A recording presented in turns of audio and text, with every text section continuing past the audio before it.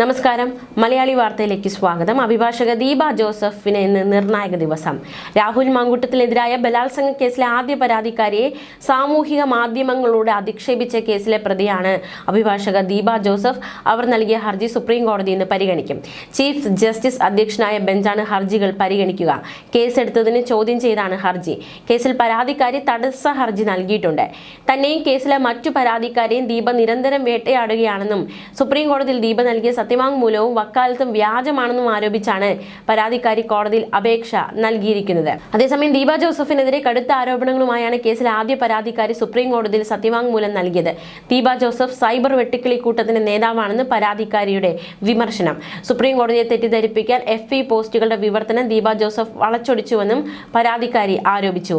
യുക്രൈനിൽ നിന്നും ഫയൽ ചെയ്ത ഹർജിയിലെ രേഖകൾ എംബസി സാക്ഷ്യപ്പെടുത്തിയിട്ടില്ലെന്നും പരാതിക്കാരി വ്യക്തമാക്കിയിരുന്നു. ഇക്കാര്യങ്ങൾ പരാമർശിച്ചുകൊണ്ടാണ് സുപ്രീം കോടതിയിൽ അധിക സത്യവാങ്മൂലം പരാതിക്കാരി സമർപ്പിച്ചത്. ദീപ ജോസഫ് തന്നെയും മറ്റിരകളെയും ദീപയും സംഘവും നിരന്തരം വേട്ടയാടുന്നുവെന്നും 2021 മാത്രം എൻറോൾ ചെയ്ത ദീപ 2017 മുതൽ സുപ്രീം കോടതി അഭിഭാഷകയാണെന്നാണ് ഫേസ്ബുക്കിൽ അവകാശപ്പെടുന്നത്.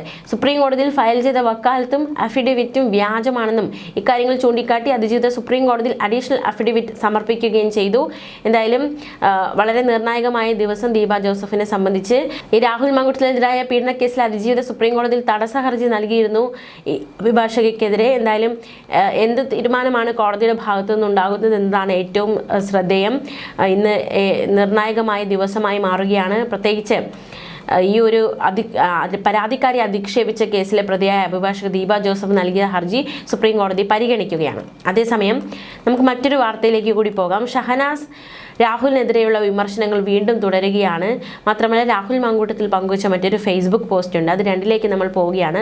ആദ്യം തന്നെ പോകുന്നത് ഷഹനാസിന്റെ പോസ്റ്റിലേക്കാണ്. കഴിഞ്ഞ ദിവസം രാഹുലിനെതിരെ ഒരു ഫേസ്ബുക്ക് പോസ്റ്റ് പങ്കുവച്ചിരിക്കുകയാണ് ഷഹനാസ്.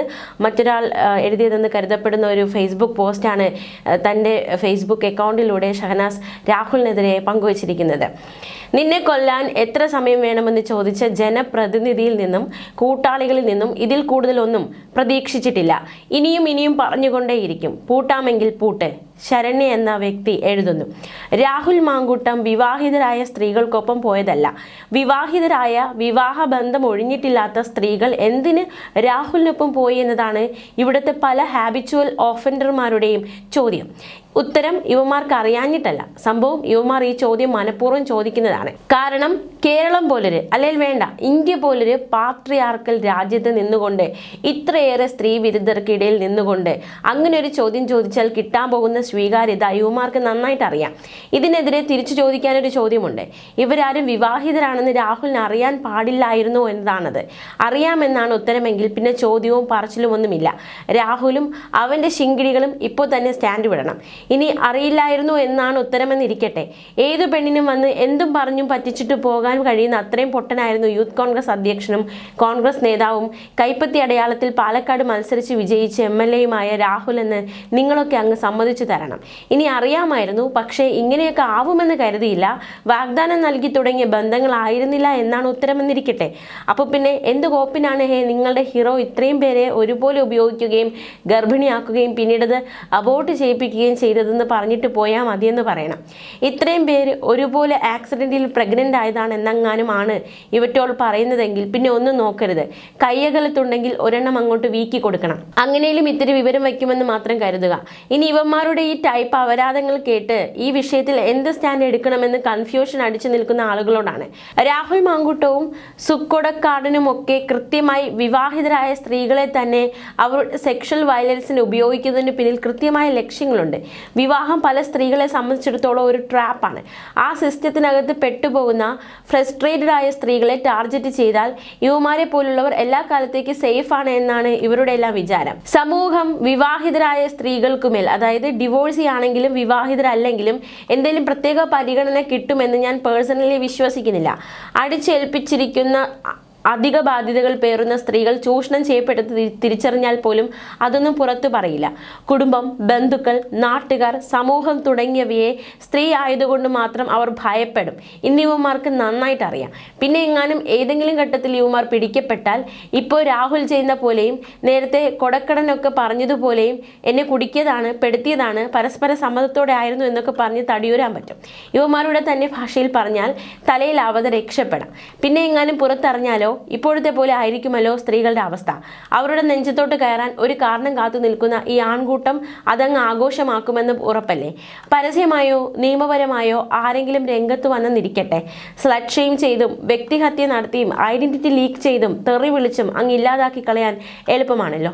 അല്ലെങ്കിൽ നോക്കൂ, രാഹുലിനെതിരെ KPCCക്ക് കിട്ടിയത് 9-ലധികം പരാതികളാണ്. ഇതിൽ എത്ര പേരാണ് വിവാഹിതർ? ലീഗലി മൂവ് ചെയ്യുന്ന 3 പരാതികളിൽ ഒരാൾ അവിവാഹിതയാണെന്ന് എല്ലാവർക്കും അറിയാമല്ലോ.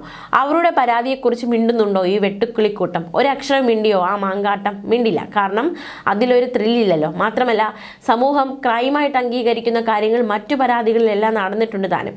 വിവാഹിതരായതുകൊണ്ട് മാത്രം പരാതി കൊടുത്ത ഈ 2 സ്ത്രീകൾ അനുഭവിച്ച സമാനമായ ആക്രമണങ്ങൾ അല്ല പോലും.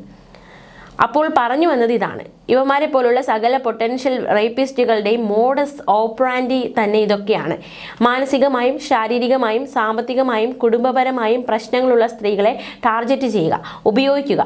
അത്തരം മനുഷ്യരെ ഇമോഷണലി കയ്യിലെടുക്കാൻ വളരെ എളുപ്പമാണ്. അവരുടെ മെന്റൽ ഇൽനെസ്സിനെ പെട്ടെന്ന് മുതലെടുക്കാൻ കഴിയുമെന്ന് ചുരുക്കം. അതുവഴി ആവശ്യങ്ങൾ നടത്തിയെടുക്കാം, ഉപയോഗിക്കാം. ഉപയോഗം കഴിഞ്ഞ ശേഷം ഇട്ടിട്ട് പോകാം. അതുകൊണ്ടാണ് നിരന്തരം പറയുന്നത്, അത്തരം അവസ്ഥകളുടെ കടന്നു പോകുന്ന ഒരു സ്ത്രീ അതിന് വിവാഹിതയായാലും അല്ലെങ്കിലും നൽകുന്ന കൺസെന്റ് യഥാർത്ഥ കൺസെന്റ് അല്ലെന്നും അത് വാലിഡ് അല്ലെന്നും മാനിപ്പുലേറ്റഡ് ആണെന്നും അവരിത് നൽകുമ്പോഴുള്ള അവരുടെ മാനസിക അവസ്ഥകൾ കൂടി തീർച്ചയായും പരിഗണിക്കപ്പെടേണ്ടതുണ്ടെന്ന്. അപ്പോൾ വിവാഹിതരായ സ്ത്രീകൾ എന്തിന് രാഹുലിൻ്റെ അടുത്ത് പോയി എന്നല്ല, വിവാഹിതനല്ലാത്ത രാഹുൽ എന്തിനായിരിക്കും കൃത്യമായിട്ട് വിവാഹിതരായ ഇത്രയും സ്ത്രീകളുടെ അടുത്തേക്ക് പോയി എന്ന് തിരിച്ചു ചോദിച്ചു നോക്കണം.